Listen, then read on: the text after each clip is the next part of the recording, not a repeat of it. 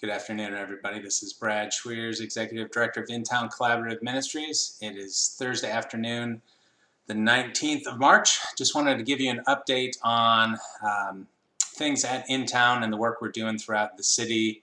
Many of our guests and clients are particularly vulnerable to the coronavirus. We are stepping up our efforts alongside the city, the state, and other nonprofit partners. So wanted to give you an update on so to start with, for outreach, the City of Atlanta has been coordinating what started with weekly calls, and now we're up to 3 or 4 times a week among different partner agencies. The first focus has been on homeless shelters.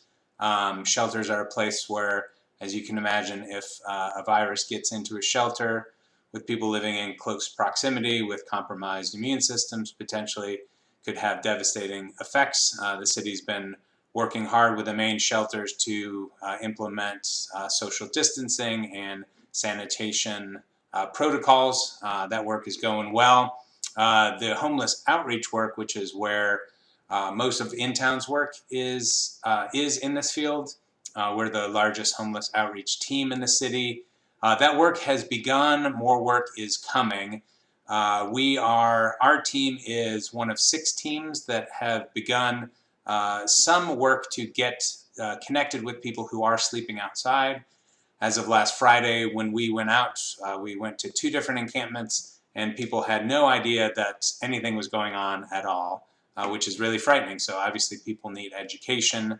That education is one of the big pieces of what we're trying to do there. The CDC is working on their protocols for, they've developed and modified their protocols for shelters. Now they're working on outreach encampment work. We've actually been consulting with the CDC on those protocols.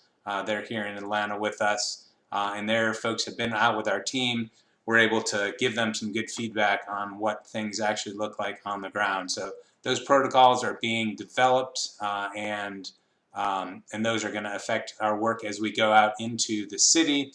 So the outreach work has begun. The phase 1 is on education and sanitation, and then phase 2 is going to be doing screenings, not testing, but screenings if people have preliminary symptoms, then to get them isolated from wherever they're at and taken to a place to get testing. From there, they would then, if they do come back positive, would be placed in an isolated environment away from other folks. So that phase 1, the screening, the education and sanitation piece has begun. That will continue. Hopefully we start to do the screenings sometime next week.